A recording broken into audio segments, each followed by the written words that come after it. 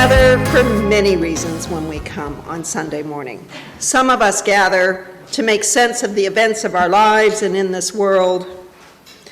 We gather with love in our hearts to search for mystery, for belonging, for connection. Some of us gather to share our love with the world, to show that we care. And others gather because we're in pain, trouble. We have doubts, and we need a place to help let the hurting out. There are so many reasons why we gather in this place where love guides us, where love holds us, where love invites us into relationship.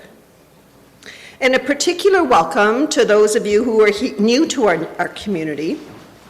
Please know that all of you is welcome into this place. Whatever your orientation, theological belief, age, stage of life, or anything else that makes you uniquely who you are welcome here. And we're delighted that you trusted us this morning with your presence. And we invite you to attend at least 6 services to get a sense of whether or not you belong, because every service is different. I can guarantee you that. And we have a mission statement here at Calgary Unitarians. And for some of you, I know you know this, so it's participatory. At Calgary Unitarians, we grow in wisdom, act for a just and sustainable world, and we welcome and deepen relationships. I know. It's everywhere. We go, what?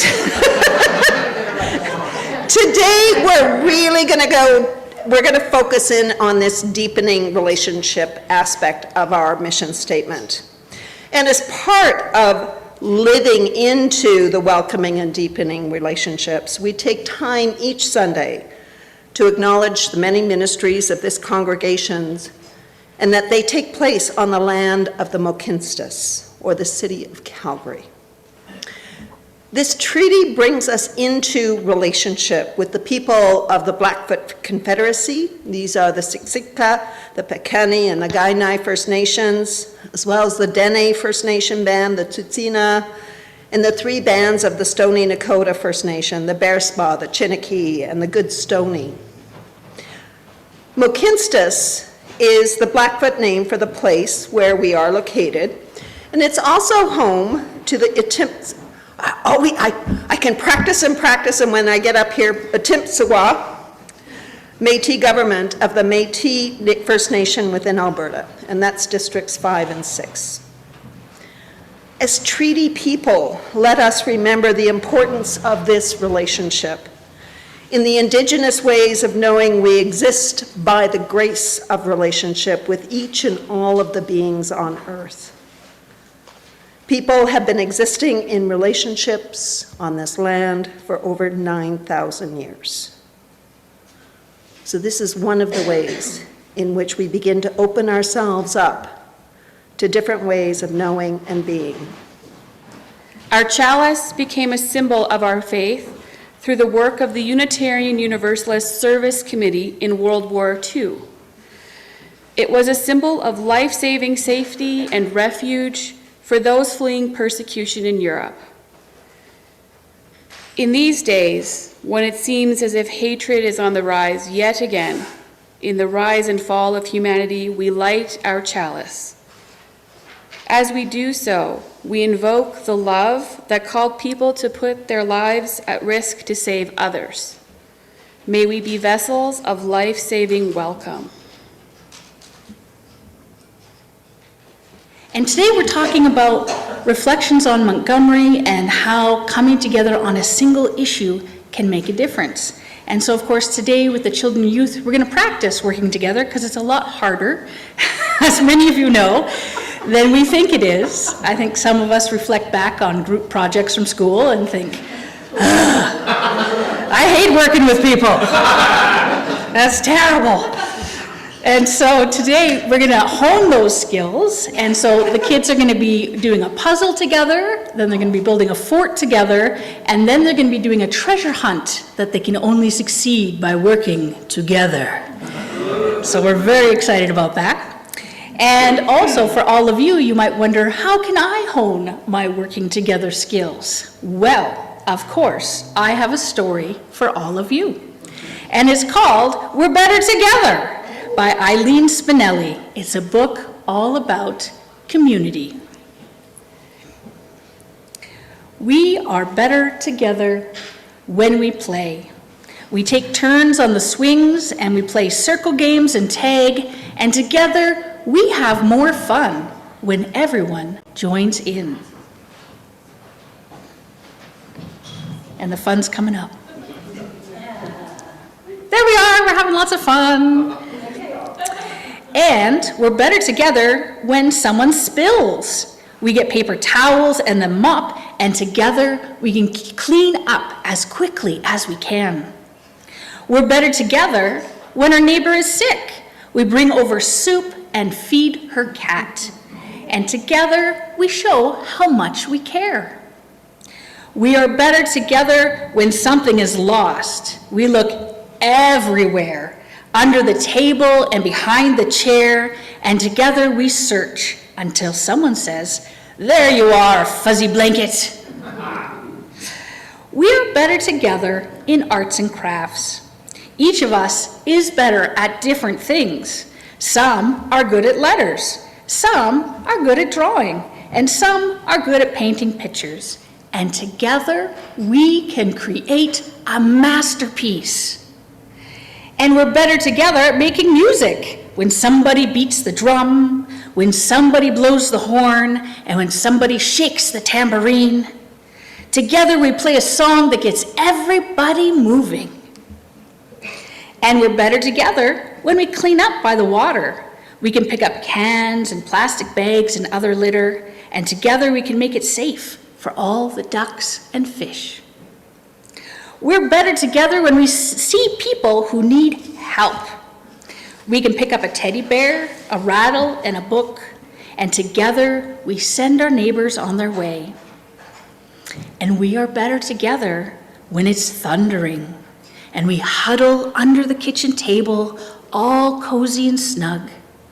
And together we hold hands until the storm passes us by. And we're better together when somebody needs a bath.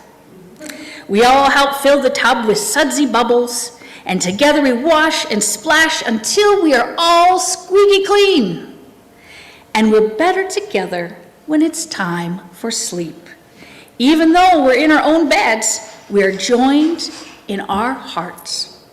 Together we wish good things for all the world. What if we could make the world a better place by working together? What do you think would happen? We can always find ways to take turns, to chip in, to share, and love one another. There are more ways to be part of a community than you might imagine. How do you work together? The end. And so this week's challenge is to find a project to work on together with someone. Accept help. That's a hard one. Accept that it might not be exactly how you wish. That's a harder one. And believe that it might be exactly right. Working together is where the magic happens. As Helen Keller says, alone we can do so little, but together we can do so much. If you haven't come across the works of Bell Hooks yet, you'll want to take some time to search out her works after the service. She's best known for her writings on race, feminism, and class. And as you've figured out by now, I'm a big proponent of love being at the center of our theology and as the binding force that keeps us limping and laughing together in community. For Bell, love is not so much a feeling as an action. And so as we gather each Sunday, we put love into action by the lighting of our candles of care and sorrows. The power of relationships holds us together and allows us to share our stories, knowing that life is the coexistence of all opposite values: joy and sorrow, pleasure and pain, birth and death. You have come forward and lit your candles of joy and sorrow, or placed a pebble in our communal water. And so we take time now to light a few final candles. We light a candle to acknowledge all of those moments in our daily lives that bring us joy and lift our hearts. Singing with others around a campfire while the children run rampant screaming, which happened here on Friday night. Working with each other, preparing for the canvas, the stewardship, preparing for a Sunday service, preparing for a meeting or an event, listening to the birds singing in the morning.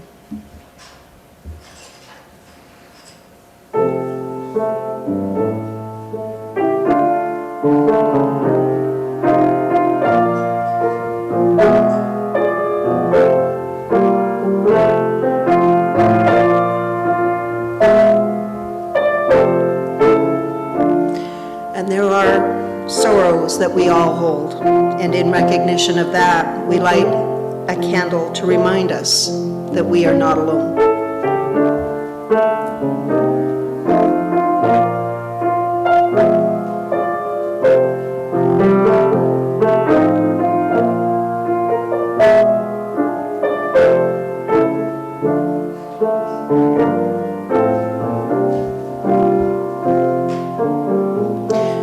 And for our candle of global concern, let us light one final candle in recognition of all the children growing up in the world who know how to turn and assume the position when members of the police or authorities walk by.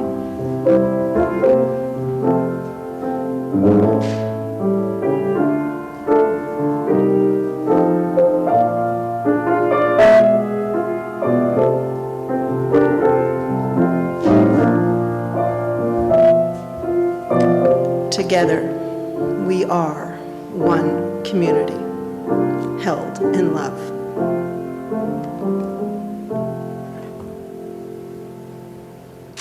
I just want to take a moment and thank our song leaders and leading us in song. Thank you so much.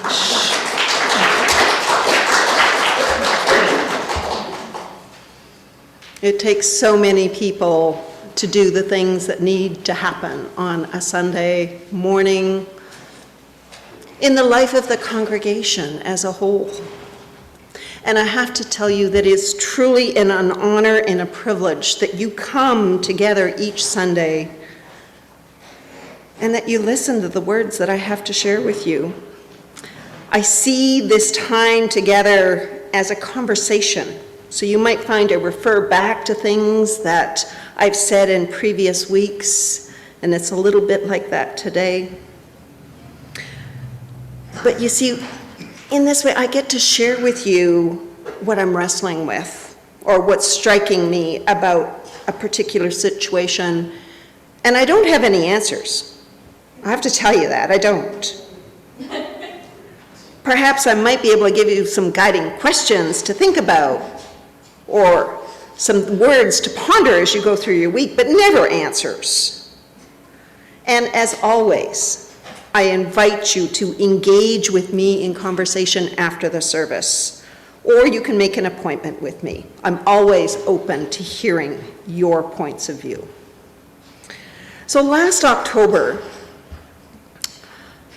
in August, I started this transitional ministry program through the Unitarian Universalist Association. And it's a program designed for ministers who are working with congregations in the middle of a transition. And part of that was that I got to go to Montgomery, Alabama for 3 full days. We arrived Monday, we left Friday, but we had 3 full days in the middle for an immersive experience of the Deep South and their work in racial justice.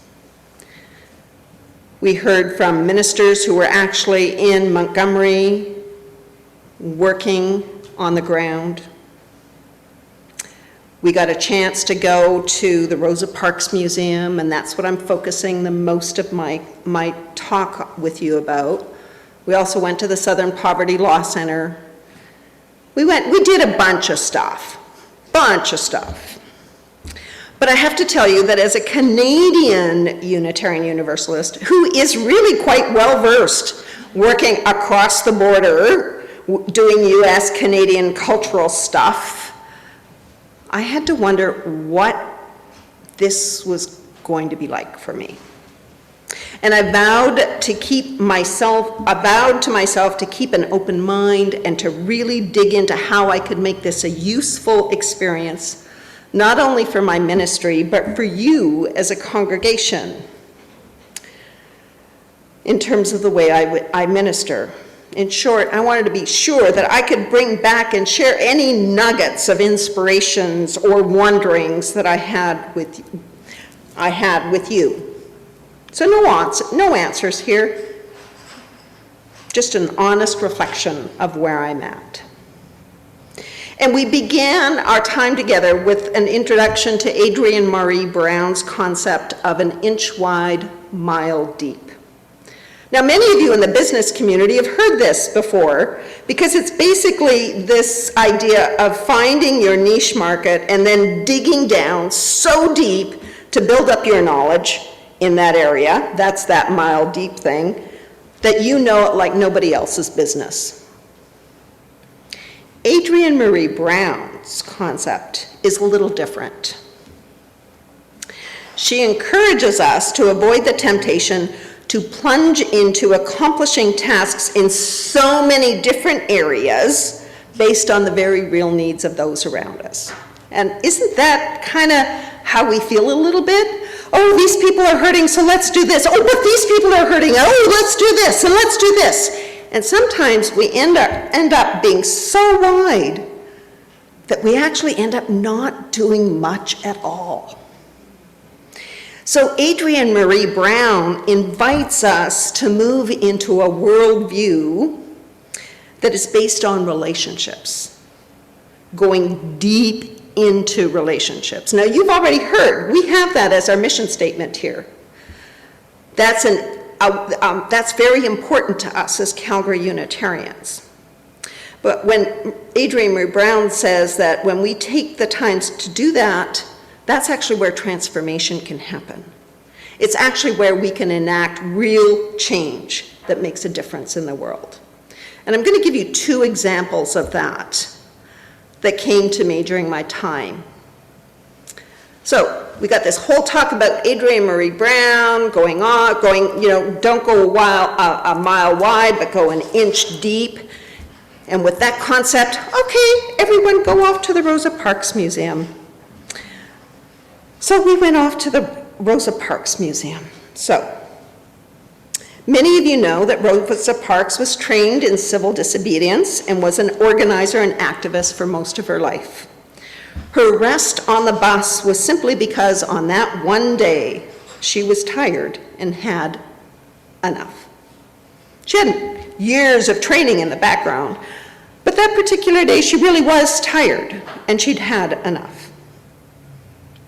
And she wasn't the first Black person to be arrested for doing such a thing. There was Claudette Colvin, who was arrested earlier. And before Claudette, there was Aurelia Browder and Mary Louise Smith and Susie McDonald, and the names could go on and on and on.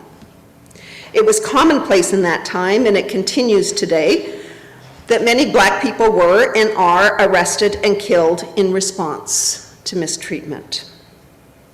Rosa had been the target of a bus driver's bigotry before, and at the time of her arrest, the Black leaders in Montgomery were already planning a boycott of the bus system. And they'd been organizing a carpool so that when they were ready, they were ready. Thursday, December 1st, in 1955, Rosa Parks was arrested for refusing to give up her seat to a white person when the bus was full. Within days, flyers were mimeographed and distributed. Now, I have to unpack that word mimeograph for some of us. For those of you that don't know what a mimeograph machine is, it's a low-cost duplicating machine that worked by forcing ink through a stencil onto paper. So that's what a mimeograph machine is. So hundreds of black women gathered in mimeograph flyers and personally delivered them to the black community in Montgomery over the weekend. It was an amazing feat for the time, if you think about it. Initially, the boycott was to be held only on the day of her trial, which was the Monday following her arrest. That wouldn't happen today. She'd spend months, maybe years, but they were expeditious in those days, and they got it done over the weekend, right? But they decided to keep up with the boycott because it was so successful. And the boycott had one simple goal in mind: to simply end the practice of asking a black person to give up their seat to a white person when the bus was full. They didn't aim for anything more than that. It took 11 months before the Supreme Court ruled that the city's laws were unconstitutional, and a further month before the city finally issued an ordinance that finally desegregated the buses. This is where the depth of relationship comes in. The depth of commitment comes in, because everyone involved had to agree for that time period not to ride the buses. And in the museum, you could see the organized effort of so many people that made this one pivotal event, one of the major events of the civil rights era. 50,000 black residents of Montgomery, which is close to out of the 50,000 black residents in Montgomery, 40,000 people participated in the boycott, choosing to walk, bicycle, or carpool to get to where they needed to go. That's 381 days that people walked or bicycled, and deprived the bus company of a substantial portion of its revenue. Because if you think about it, in those days, it was mostly black people that took the bus. And that had real repercussions. A small act. An act that was an inch wide and a mile deep. An act based on relationship and connection. 5 years later, in 1960, 560 miles away in Greensboro, North Carolina, nonviolent civil disobedience once again played a major role in the civil rights movement with the lunch counter protests. You remember that? Some of you who were around in those days, it's probably seen it in the history books. In this case, it was young black students who had staged a sit-in at a segregated Woolworth's lunch counter and who refused to leave when they were denied service. This movement soon spread to other college towns throughout the South, and their actions made an immediate and lasting impact, forcing Woolworths and other establishments to change their segregated policies. Now, this is a little tidbit I picked up in Montgomery, and it's not well known. They were so quiet about it and so humble about it that I can't really find much substantiation on it. And I do know that Keith Cron, who's in the UUA Transitions Office, said that it is indeed a fact that there was a very important act that Unitarians played. They had a depth of relationship with the black students at that time. They had such a depth of relationship and connection and trust that they were the ones that came into the restaurants and to the lunch counters early and filled up the seats so that when the Black activists came in, they could give them their seat. Isn't that amazing? That takes trust. It takes time to develop those relationships.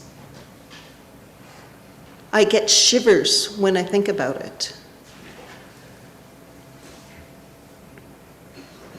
And I imagine that all of them attended a very similar training that Rosa Parks attended when she attended the Highlander Folk School, a school that was founded in the 1930s to build local leaderships for social change.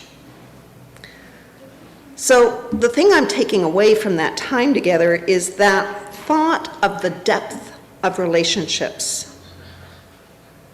And if you were here 2 weeks ago when Deborah and I were sort of talking, and I was talking about why a called minister makes a difference. And I said that a called minister makes a difference because we know that we're here for a long time and that we can begin to develop those relationships here. That's my vision. That's what I would like to do here in this city. It takes time, it takes intention, it takes commitment. It takes all of that to develop the kind of relationships where we can go an inch wide and a mile deep. A couple of months ago, I attended a faith leaders breakfast hosted by the Calgary Alliance for the Common Good. As is the way of the Alliance, and for those of you that are involved in Alliance work, you will know what I'm going to say. At the end, there's always this question that's asked: what's next? One person responded that it was hard to figure out what was next until we could begin to establish trust among each other. It's a response that I still think about today. In developing and nurturing deep relationships with others, one of the things we know that helps to develop trust is to show up for each other. You do that each Sunday morning when you come here. You show up. Yes, I know there's a part of you that shows up for yourself and to get some of your needs met, but you are also showing up for other people here because you know that your presence matters to them. We come to church because we need each other, and we know that we need others who are along with us in our spiritual journeys, whatever that journey looks like. Perhaps, and this is going to sound oh so trite and oh so simple, and Samaya, really, but perhaps our simple 1 inch wide, mile deep action is simply to begin forming depths of relationships with people out in the community. Nothing more, nothing less. I can tell you it mattered that we showed up on the rally on the steps of City Hall protesting the harsh laws that will be so harmful to our 2S LGBTQA+ community. It mattered that we were there singing at the UN World Interfaith Harmony Week's Interfaith Choral Concert last Sunday. Thank you for those of you who were there. Everyone heard 2 of our hymns, Spirit of Life and Building Bridges. And they sang Building Bridges. So now people wider than you use know about us and our songs. It matters that we showed up at the Murdered and Missing Indigenous Women and Girls March last Wednesday night. Because we showed up, we've been invited to attend an interfaith camp being organized by Indigenous leaders in the summer. I'll be sharing more information on that as and when I get it. For right now, this is only one of the ways in which we can build the depth of relationships where transformation becomes possible. Now, to help us be a little, because, you know, I'm the public face of Calgary Unitarians, and when people see me at an event, they go, oh yeah, the Unitarians are here. But I need you to be there with me. And you're going to go, well, they're not going to know I'm Unitarian. They're not going to know I'm UU. Well,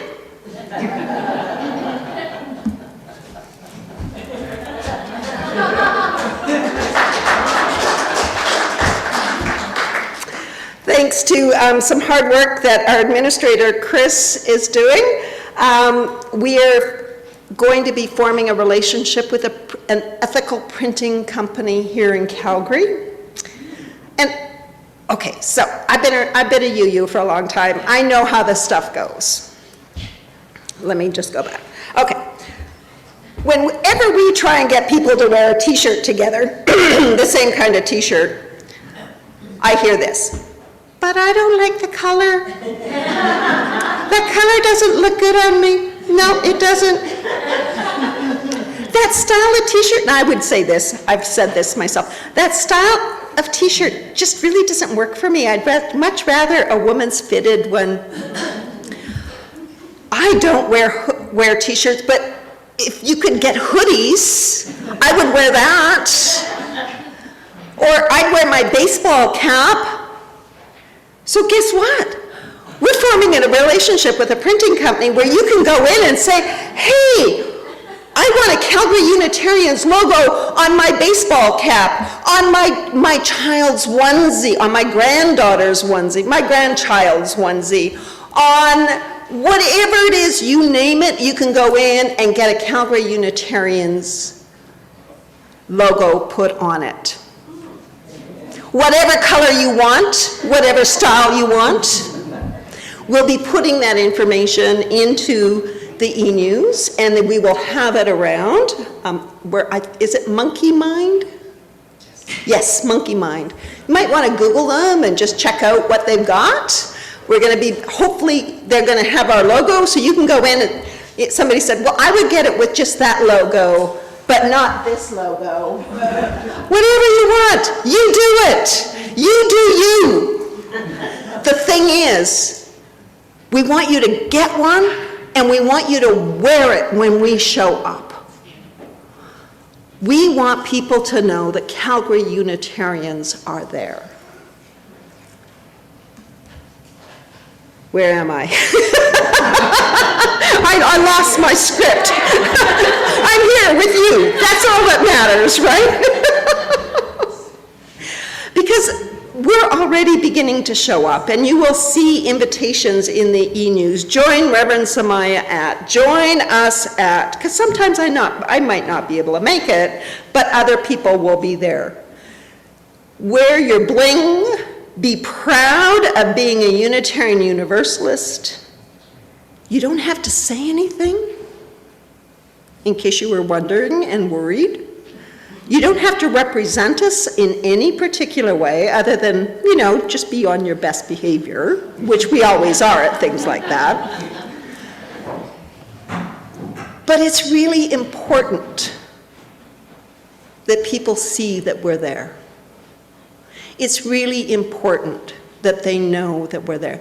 And this is one of the things about a white supremacist culture that I want us to sort of destroy. Because we always want to show up and do, don't we? It's all about the doing. No, it's not about the doing. It's about the being. Just be there. Just be who you are. Because you are beautiful. You are filled with love, and you have enough love. We have enough love to share that with the world. And I've gone totally off script, so I don't know where I am right now.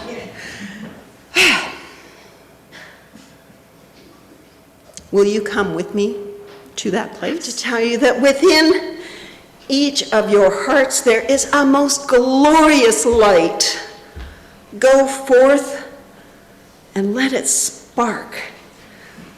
Let it help you understand what troubles both you and others. Go forth and let its light of reason be a guide in your decision-making this week. Go forth and bring its ray of hope to those in need of help in both body and spirit, that they might find healing. Go forth and fan the flames of passion to help to heal our world. Go forth and spread the warm glow of love, pushing back the darkness in this world. Go forth and be the blessing that you are in this world. We extinguish our chalice and our time here together with words from Krista Taves. It is our work, shared with each other in covenant, that creates and sustains this beloved community. We extinguish this chalice, but its light lives on in the directions we have chosen today. The light of this faith lives on in us together, in our hearts, minds, bodies, and spirits. Amen, and blessed be.